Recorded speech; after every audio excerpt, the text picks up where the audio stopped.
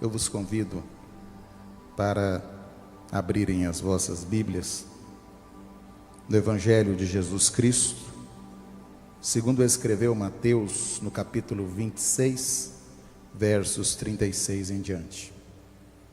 Eu adoro a Deus, o louvo, por mais uma vez Ele me permitir estar na sua casa. Louvo a Deus também pela vida dos meus pastores presidentes, pastor Abinair, pastora Meire, os meus pastores que aqui estão, pastor Samuel, pastor Lucas, pastor Edson, pastor Pablo. Louvo a Deus pela tua vida, louvo a Deus pela tua presença nesse lugar nessa noite, onde já fomos visitados pelo Espírito Santo de Deus. Eu confesso que se eu fosse embora para casa agora não estava me faltando nada, porque eu já senti de uma forma muito real a presença de Deus aqui. Mas precisamos ainda meditar na palavra do Senhor. E eu te convido para juntos nós lermos a palavra. Eu lerei e os irmãos acompanham em uma leitura silenciosa. Mateus capítulo 26, verso 36.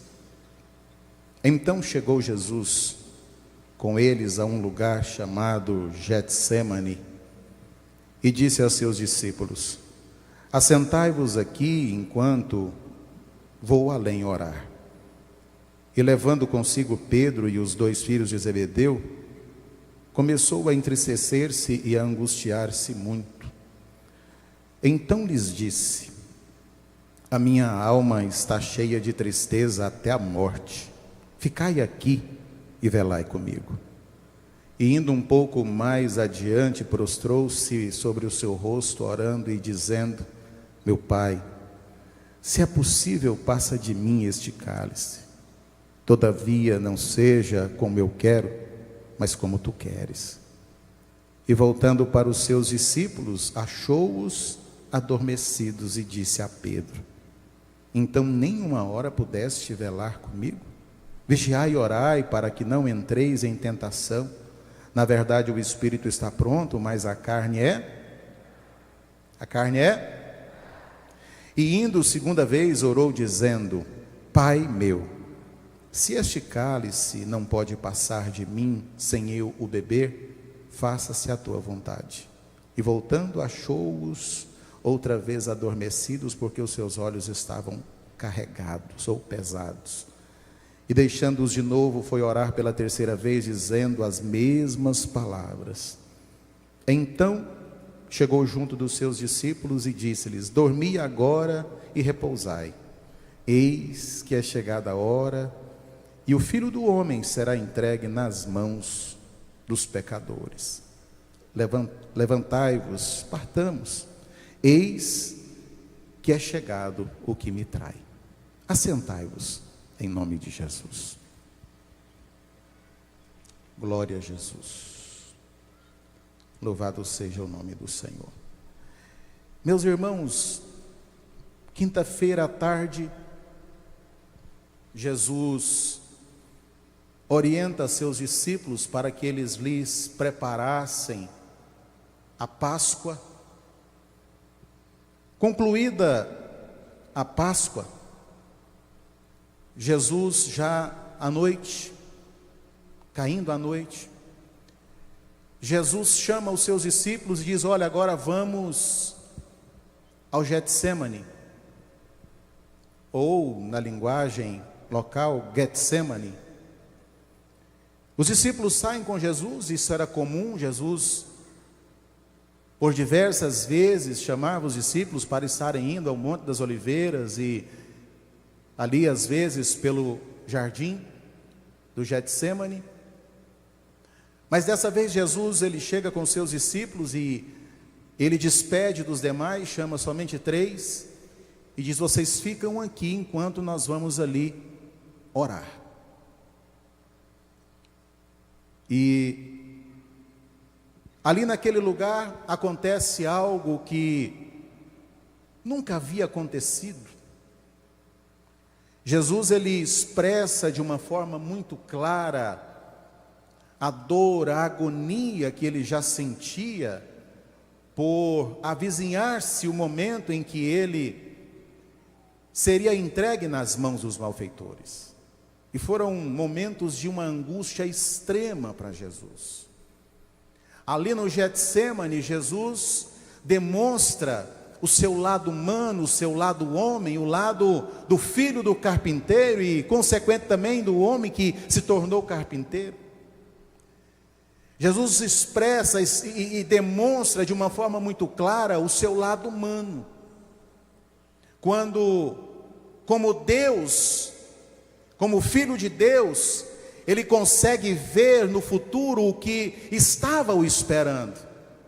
Mas como homem, ele sentia a angústia do medo de enfrentar aquela situação que se avizinhava. Então Jesus coloca-se a orar e as palavras foram repetidas. A Bíblia é clara e diz que Jesus repetiu praticamente as mesmas palavras em 3 momentos distintos de oração. Pai, passa de mim esse cálice. Aqui é o Jesus homem. O Jesus homem que, assumindo sobre si o peso do nosso pecado, lá no Getsêmani, começa a sentir também a separação, um distanciamento entre ele e o Pai, porque a Bíblia diz que os nossos pecados fazem separação entre nós e o nosso Deus, e Jesus, assumindo sobre si os nossos pecados, ele começa agora a sentir também essa separação entre ele e o Pai, um distanciamento. E lá no Getsêmani, Jesus nos expressa, nos mostra alguns dos processos pelos quais ele mesmo já havia falado na sua palavra. Ele mesmo já havia falado aos seus discípulos, e é muito interessante como nós podemos perceber como a Bíblia, como um texto às vezes comunica e está entrelaçado com outro texto. E é isso que nós vamos falar nessa noite, isso que eu quero tentar aqui transmitir nessa noite. Os processos do Getsêmani, pelos quais Jesus passou, e as lições que nós podemos tirar desses processos do Getsêmani. Mas é interessante nós salientarmos que Jesus, como homem, como alguém que abriu mão da sua glória, de todo o seu poder, para ser alguém como nós somos, ele venceu todos os desafios que estavam propostos para ele, ou propostos para ele. Não houve nenhum desafio em que Jesus tenha ficado devendo alguma coisa dele. Ele passou por todas as provas que eram necessárias como Filho de Deus, como homem. Todas ele passou, e em todas ele foi vitorioso. E agora estava bem próxima, talvez não, a maior de todas as provações. E ele agora estava enfrentando já as primeiras dores e a primeira angústia. E esse momento ele passa lá no Getsêmani. Getsêmani, que eu tenho certeza que muitos de vocês já ouviram, que quer dizer prensa de óleo ou prensa de azeite. Lugar onde as azeitonas são amassadas para se colher o produto que virá depois dela e também o seu subproduto. E lá onde Jesus estava sendo prensado, lá onde Jesus estava sendo provado, nós temos algumas lições. A primeira lição é que o Getsêmani é um lugar de decisão. Lá no Getsêmani, Jesus decide aceitar o desafio que havia sido proposto pelo Pai. Em Mateus, no capítulo 26, no versículo 42, ele diz: faça-se a tua vontade. Jesus estava dizendo: olha, o meu coração humano, o meu lado homem, Pai, ele treme, ele angustia-se agora, ele está amedrontado diante da situação que está aí diante de mim, mas eu te digo que mesmo eu tentando em algum momento fugir desse desafio, eu quero te dizer que a sua vontade é que precisa prevalecer sobre a minha, e eu decido, eu tomo a decisão de cumprir a tua vontade, eu tomo a decisão de cumprir esse propósito para o qual o Senhor me comissionou. Amados, o Getsêmani é lugar de decisão, e lá Jesus tomou a decisão de obedecer o projeto que havia sido descrito pelo próprio Deus. Todos nós, diariamente, temos o nosso Getsêmani. Todos nós, diariamente, enfrentamos momentos em que precisamos tomar decisões. Decisões que serão importantes para a nossa vida. Decisões que irão ditar o caminho, irão ditar aí os novos rumos da nossa vida.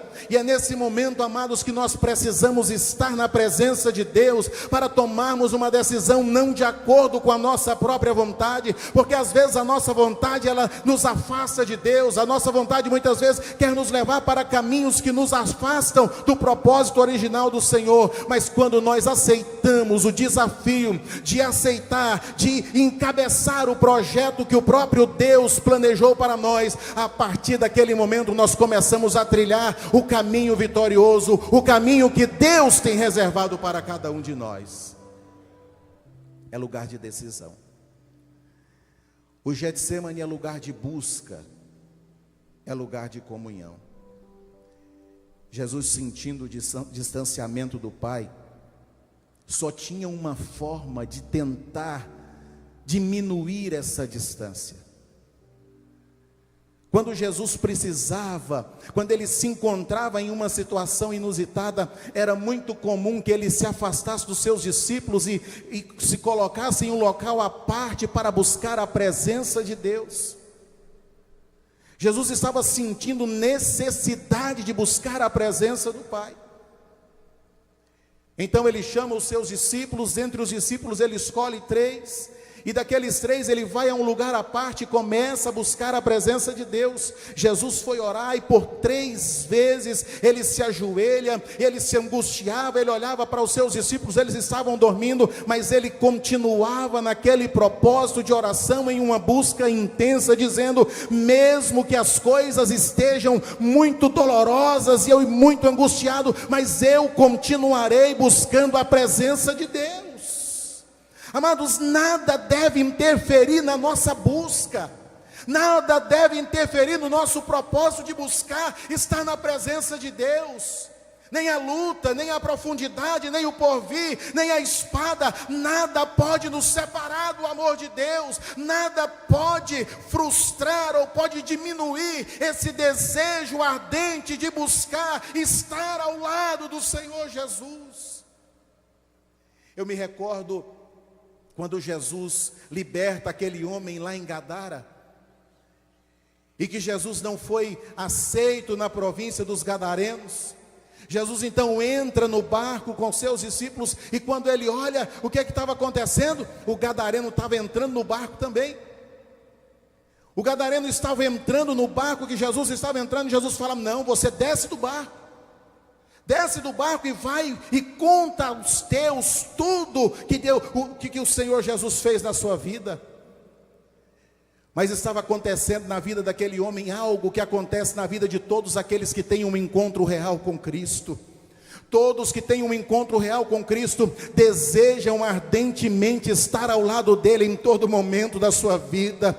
Aquele homem que era marginalizado, aquele homem que era judiado, aquele homem que era desprezado, desrespeitado por todos, ele agora vê em Jesus a solução para todos os seus problemas. Jesus transformou a vida daquele homem, e quando Jesus entra no barco para ir embora, ele entra no barco também para ir junto com Jesus, porque ele não queria ficar distante daquele que teve o poder, que se moveu de íntima compaixão por ele. Amados, o Getsêmani é lugar de busca, é lugar de comunhão, é lugar onde nós devemos fechar os nossos olhos para tudo aquilo que nos afasta de Deus, é lugar de nós nos entregarmos incondicionalmente, nos derramarmos na presença do Senhor, dizendo para ele: o Senhor transformou a minha vida, e nada que venha acontecer vai me afastar de ti a partir de agora. Aleluia. O Getsêmani é lugar de consolo, porque enquanto Jesus havia sido abandonado pelos seus discípulos, que estavam dormindo.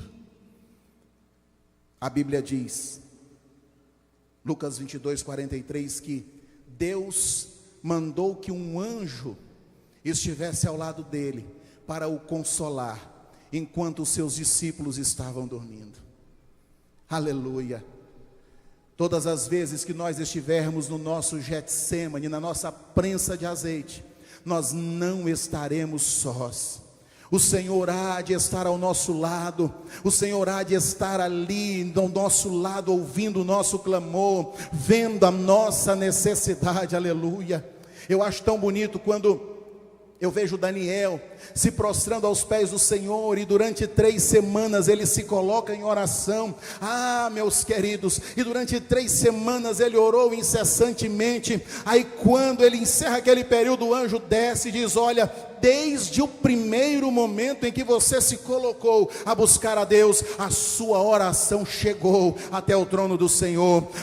Meu amado, muitas vezes nós achamos que Deus não está vendo a nossa situação. Muitas vezes parece que estamos passando despercebidos diante dos olhos do Senhor. A luta vem, a coisa rocha, a porta se fecha, a perseguição se levanta, e parece que nada está acontecendo. Parece que Deus não ouve o clamor, Deus não ouve a oração, Deus está alheio ao meu sofrimento. Mas Deus, desde o primeiro momento em que você encontra-se nessa situação, Ele está vendo, Ele está contemplando, e no momento certo, assim como depois de 20 dias, 21 dias, o anjo desceu com a resposta, no momento certo, como foi dito, o tempo é de Deus, e no tempo certo, no tempo de Deus, há de o Senhor entregar a bênção, a vitória, a resposta que nós tanto necessitamos. Aleluia! Lá na prensa da oliveira, Jesus foi prensado, foi amassado, foi espremido, e ali ele começou a derramar o seu sangue por nós, através das gotas de suor e das suas lágrimas. E esse fruto da oliveira que estava sendo ali espremido, e que foi extraindo o seu óleo, representado pelo seu sangue. Amados, a oliveira, ela gera alguns produtos esses que o próprio Jesus já havia falado. Quando a azeitona é colocada na moinha, o primeiro produto que se extrai é o alimento, é o azeite. O azeite que é usado para alimento, o azeite que é usado hoje tão largamente. Até um tempo atrás a gente usava só banha de porco. Aí começaram a falar que a banha de porco fazia mal, tinha que usar óleo de soja. Aí depois se proliferou o uso do azeite, né? Eu, pelo menos lá no interior, na roça, nós não usava isso, pastor Samuel. Foi de um tempo para cá que começou a usar azeite. Mas lá era muito comum, lá no Oriente. O primeiro produto que se extraía da azeitona era o azeite, para o alimento. E o próprio Jesus já havia se apresentado como alimento. Ele se apresenta como alimento em Lucas 22:19.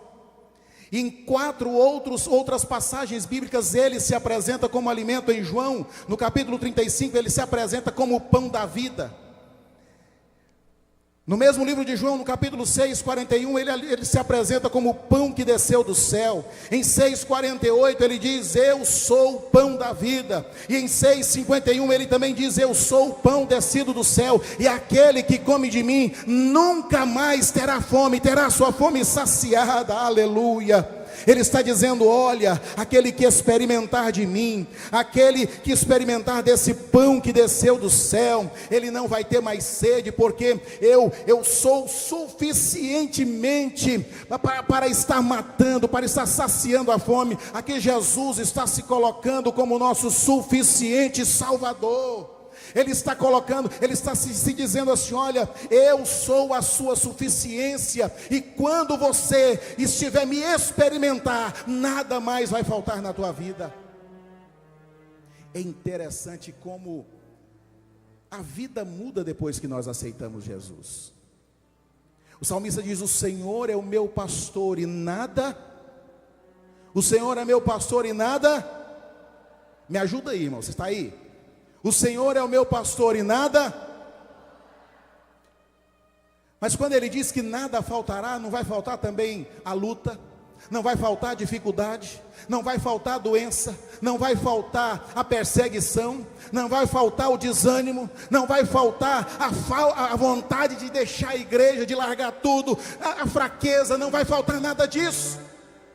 Mas o mesmo salmista que diz que o Senhor é meu pastor e nada vai me faltará, e dentro desse nada me faltará também não vai faltar os dias difíceis. Ele diz: certamente que a bondade e a misericórdia me seguirão todos os dias da minha vida. Vai chegar o dia, perseguição, mas a misericórdia vai estar do seu lado, aleluia, aleluia. A bondade e a misericórdia vai estar do seu lado. Vai chegar o dia em que a doença vai bater na sua porta, mas a bondade e a misericórdia estarão ao seu lado em todos os momentos. Vai chegar o dia em que a porta vai se fechar, mas a bondade e a misericórdia estará ao seu lado em todo momento. Que Ele é a nossa suficiência, Ele é a nossa suficiência, aleluia, louvado seja o nome do Senhor. Eu acho lindo às vezes quando a gente vê pessoas que passam por uma situação, vivem uma vida tão simples, mas conseguem ter alegria no meio da simplicidade. Quando muitas outras pessoas têm uma vida financeira abastada, mas não conseguem ter uma completude. Não interessa, não importa o que você passe, a bondade, a misericórdia sempre estará ao teu lado, aleluia, porque o Senhor Jesus Cristo é a sua suficiência. Então, meu amado, não adianta às vezes nós sermos bem-sucedidos em todas as áreas da nossa vida, se nós não tivermos Jesus, nós não seremos completos na nossa vida. Então você, não sei se alguém aqui, que está aqui nessa noite, ainda não teve um encontro com Cristo, mas se você não aceitou, talvez você vive aí olhando para você mesmo e dizendo: está faltando alguma coisa. O que está faltando na sua vida é aquele que vai fazer a sua vida vai fazer a sua vida suficiente. Ele vai encaixar na sua vida, vai preencher todos os espaços que estão aí para serem preenchidos, e então você vai viver uma novidade de vida, feliz, alegre, enfrentando todos os desafios e as dificuldades, mas sabendo que a bondade e a misericórdia, elas estão ao teu lado, e que o Senhor Jesus Cristo garantirá a sua bênção e a sua vitória, aleluia. A prensa continua, e depois que sai o primeiro azeite, vem um azeite de qualidade inferior. E esse azeite de qualidade inferior, ele é utilizado como combustível. Ele era usado nas lâmpadas, que serviam para iluminar os ambientes. E aqui Jesus também se apresenta, e ele diz: eu sou a luz do mundo. Jesus ele havia acabado de descer do monte, estava entrando na cidade, ia para o templo. De repente, alguns acusadores trazem uma mulher que havia sido apanhada, segundo eles, apanhada em adultério. Eles cercam Jesus e começam a inquirir que Jesus fizesse alguma coisa. Aí Jesus, aquela frase célebre que todos nós conhecemos, ele diz: qual de vocês que não tem pecado, atire a primeira pedra. E naquela oportunidade ele diz: eu sou a luz do mundo. Quem me segue nunca andará em trevas. Aquele que anda comigo nunca andará em trevas. Amados, e é interessante que Jesus estava dizendo: olha, aquele que anda comigo nunca andará perdido. Você já viu como nós ficamos às vezes amedrontado com as trevas? O quanto as trevas ela desperta em nós insegurança. A melhor coisa que tem é você andar sabendo para onde você está indo. Um dia desse, eu tenho um tio que mora lá no Parque Amazônia. Aí logo que eu cheguei aqui, eu fui visitar esse meu tio. Aí eu sei isso só pelo a Marginal Botafogo, né? Vou até no final dela, aí pego e chego lá. Aí na volta eu quis mostrar que eu já sabia andar aqui. Eu morei aqui, fui embora daqui em 96, tudo diferente, mudou tudo. Morei 5 anos aqui. Aí eu querendo mostrar para Marta que eu já estava bom para andar em Goiânia. E ela disse: você não vai colocar o GPS? Não, eu falei: não, já sei. Você não vai por onde nós viemos, não? Não, agora eu vou aqui por dentro aqui. E marquei o rumo, irmão. Marquei o rumo. Na minha cabeça eu ia sair bem aqui, ó. E eu estou rondando, eu vou rodando e não chega. Entrei em umas ruas ali no Jardim América que não dava acesso para cá. E eu só fui chegando para lá e foi fono. Quando eu vi, eu estava lá, mas muito longe daqui. Aí a Marta falou, e eu calado. E a Marta falou: parece que está longe. Não, é porque aqui é longe mesmo, é mais longe mesmo. Aí de repente, caí na leste-oeste. Opa, agora eu estou em casa. Aí vim na leste-oeste, todo dono de si, né? Todo dono de mim mesmo. Aí a Marta falou: mas você sabe mesmo, hein? Eu falei: sei. Mas não tem nada pior do que você andar sem saber para onde você está indo. Não tem nada pior do que você olhar para os lados e não saber onde você está. Você não conseguir se localizar.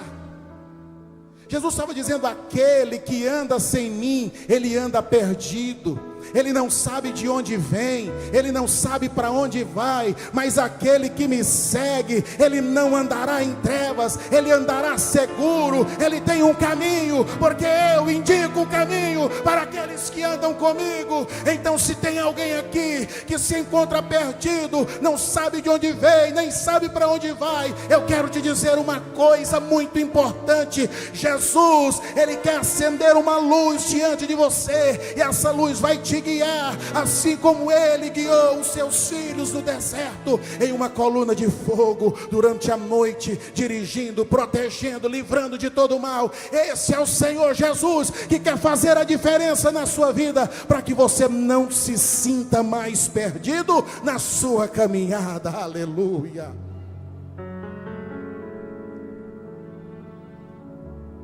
O escuro, as trevas, ela traz consigo medo, insegurança.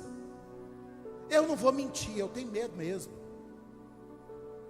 Um dia desse a Marta estava viajando, eu cheguei em casa já tarde, esqueci de acender a luz da garagem. Aí eu cheguei, o farol do carro bateu lá dentro assim, eu fiquei olhando.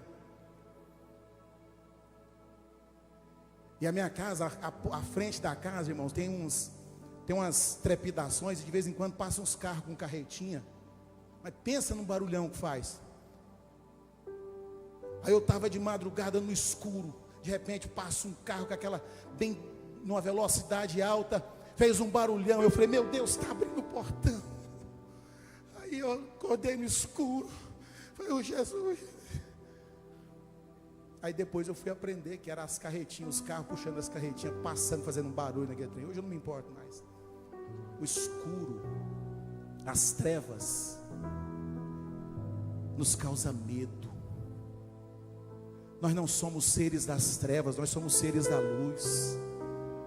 Mas existem muitas pessoas que ainda não tiveram esse encontro com Cristo. Existem muitas pessoas que ainda não tiveram a sua vida transformada, e às vezes até vieram para a igreja, mas ainda não permitiram o Senhor Jesus tomar a dianteira da sua vida, e continuam tomando decisões erradas, andando em trevas. Mas o Senhor Jesus Cristo te diz nessa noite: ei, eu estou aqui, eu quero clarear o seu caminho, eu quero iluminar a sua estrada, eu quero que você possa andar em segurança. Anda comigo, deixa eu andar do teu lado, e as coisas serão transformadas, porque eu sou a sua segurança. Aleluia. O processo continua. E agora, depois do óleo, que era o combustível, depois do caroço muito bem amassadinho, juntamente com a polpa, criava-se uma substância pastosa. Aquela substância pastosa era chamada de unguento. E o unguento, ele tinha propriedades medicinais. Ele era usado em ferimentos, feridas. E ele tinha um alto poder de cicatrização. Ele tinha um alto poder curativo. Isaías, no capítulo 53, versículo 4 diz: verdadeiramente Ele tomou sobre si todas as nossas enfermidades. Ele é a cura. Ele é o Deus que cura. Ele é o Deus que faz o milagre. Um dia desse eu estava em casa e chegou um áudio de uma irmã, de uma congregação que nós dirigimos antes de vir para cá. Lá em Porangatu, além de estar na função de vice-presidente do campo, eu ainda dirigia uma congregação. Congregação desde a época do pastor Edson. Congregação Novo Horizonte. E aí uma irmã de lá me mandou uma mensagem e ela disse assim: pastor Fernando, o senhor lembra do meu neto? Aquele que o senhor orou por ele lá na igreja, que ele estava com um problema sério de coração, meu neto recém-nascido. Já dá um choque no coração da gente, irmão. Porque uma das primeiras pessoas que eu orei para Jesus curar, morreu. Pastor Murilo. Seria cômico se não fosse trágico. Irmão, vai lá para me orar, eu falo: Jesus, nós estamos orando, pedindo aqui a cura, Jesus. Eu ministro a cura, a bênção, a libertação. E vai para casa, Jesus vai fazer a obra. Aí no outro dia, a irmã liga chorando: pastor, eu vim aqui em casa. Eu disse: o que foi que aconteceu? Sarou? Ela: não, morreu. Aí quando a irmã liga, falando: nossa, o senhor lembra daquele menino, meu neto, que o senhor orou por ele? Aí eu já fico, o coração chega, treme. Que ia ter que fazer cirurgia do coração, menino recém-nascido. Eu disse: lembro, irmã. Esse pastor, ele está curado. Jesus fez uma grande obra na vida do meu netinho, pastor. Nós fomos ao médico novamente com ele. Ele não vai precisar passar pela cirurgia, porque o médico dos médicos já fez algo extraordinário na vida do meu netinho, pastor. Jesus curou, aleluia. Ele é a cura. Ele ainda faz milagre na vida daqueles que creem. Aleluia, Ele é a cura, Ele é o unguento que é passado sobre as nossas feridas, e pelas suas pisaduras nós fomos sarados. Aleluia. Eu tinha uma rinite mais horrível do mundo, daquelas rinite cebosa mesmo, pastor. Eu passava o dia inteiro espirrando, coriza. O que é coriza, pastor? Aquele nariz vai escorrendo mesmo o dia todo. O olho inchado, toda hora que alguém me via, eu pensava que eu tinha acabado de levantar. Eu ficava com vergonha, 4 horas da tarde, eu estava, não, mas você estava dormindo? Olhão inchado, toda hora eu pensava que eu estava dormindo. Quando eu começava a espirrar, era 20, 30 espirros, um atrás do outro. Chega o olho, ficava querendo pular para fora. A bolota dos olhos querendo pular para fora, pastor Josafá. De tanto que eu espirrava. Quando foi para eu vir para Goiânia, eu falei: agora eu estou bonito. Aqui nesse Porangatu quente, eu quase morro dessa enfermidade, desse trem. Agora lá naquela Goiânia é fria, porque lá no norte, irmão, para nós isso aqui é frio. Minha mão está gelada aqui, não é de medo não, é de frio mesmo. Isso aqui para nós é frio, pastor Edmilson. Só conhece o Gurupi, só sabe como é que é. Falei: agora eu estou morto. Irmãos, mais de 20 anos eu orando para essa rinite ir embora. Por fim eu falei: Jesus, eu não oro mais. O dia que o Senhor quiser me curar, o Senhor cura. Eu tomava 3 comprimidinhos de Histamin todo dia. Dava sono mesmo. Só andava com sono. Nós mudamos para cá. E um dia desse, Eu conversando com a Marta, eu falei assim: estou sentindo falta de um negócio. Ela disse: que foi? Eu não estou espirrando mais. Jesus passou lá o unguento da cura, aleluia. Ele ainda cura. Já entrou chuva, já teve temporal, já fui na poeira. Irmão, a coisa mais terrível que tinha era ação à carne. Esses dias o Daniel foi lá em casa, nós fizemos churrasco e veio aquela fumaça, veio o pó do carvão e eu não espirrei, aleluia, porque o nosso Deus ainda cura. Ele cura rinite, Ele cura câncer, Ele cura AIDS, Ele cura a gastrite, Ele cura a sua coluna, Ele cura o problema do seu coração. O nosso Deus é o Deus que ainda cura, e o unguento da cura está presente aqui nessa noite, aleluia, aleluia. Para encerrar, quando tirava o unguento, a última borra que sobrava era para fazer sabão, pastor. Sabão. Quem já morou na roça, no interior, sabe daquele sabão de guarda, aquele sabão de soda. Faz, pastor? O senhor faz? Mas hoje é de óleo, né? De álcool. Fica limpinho, cheiroso, bota anil. Antigamente, irmão, nem digital não tinha, que o bicho comia até a mão.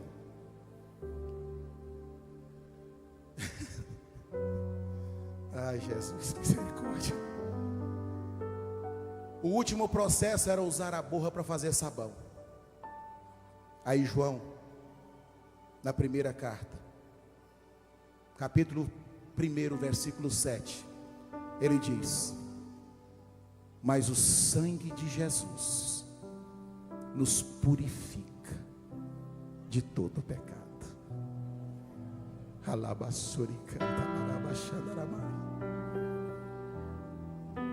Ele é o alimento, Ele é a nossa luz, Ele é a nossa cura, Ele é o nosso remédio, Ele é aquele que purifica a nossa veste. Ele é aquele que tira toda a impureza. Lá no Antigo Testamento, o sangue dos animais encobria, não era assim, pastor Edson? Encobria o pecado. Aí o sangue do Cordeiro de Deus que limpa, que tira o pecado do mundo, ele não encobre, ele limpa. Sabe aquelas panelas cheias de carvão que criam uma crosta por cima assim? Você tem que chegar uma palha de aço em cima para tirar aquele cascão. Aleluia. Era tanto sangue de animal colocando um por cima do outro que foi criando aquele cascão. Agora já não era mais possível, já não tinha mais jeito de purificação por sangue de animal, não. Agora tinha que ser um cordeiro perfeito. Aí ele diz: seja feita a sua vontade, não a minha. Eu aceito, porque o meu sangue é que vai limpar tudo, vai tirar toda a impureza, vai tirar essa casca que foi acumulada durante muitos anos de pecado, muitos anos mergulhado nesse mundo. Mas agora o meu sangue purifica de todo pecado. E é por isso que nós estamos aqui nessa noite. É por causa do sangue de Jesus. O sangue de Jesus que nos purifica de todo pecado. Mas eu preciso nessa noite, depois de tudo isso aqui, irmãos, eu sou isso aqui. Eu choro, eu sorrio, eu faço vocês sorrirem. Às vezes a gente chora junto. Cada um, Deus tem uma maneira de agir. Uns são mais metódicos. Estava conversando com o Daniel ontem. Ele falando: é antiético. A gente falando sobre a questão ética, né? Que não pode falar em língua estranha no microfone. Eu falei: não, gente, eu sou assembleano, pentecostal. Eu falo mesmo. Esse negócio de ficar aqui só paradinho aqui, não. Eu corro em cima do púlpito, eu pulo, eu planto bananeira. Quando o meu Jesus se manifesta, quando o Espírito Santo toma o lugar, quando ele enche o ambiente, meu irmão, eu grito, eu falo em língua estranha, não é só no microfone não, saio correndo falando em língua estranha, porque não tem coisa melhor do que celebrar a presença do Senhor dos exércitos entre nós.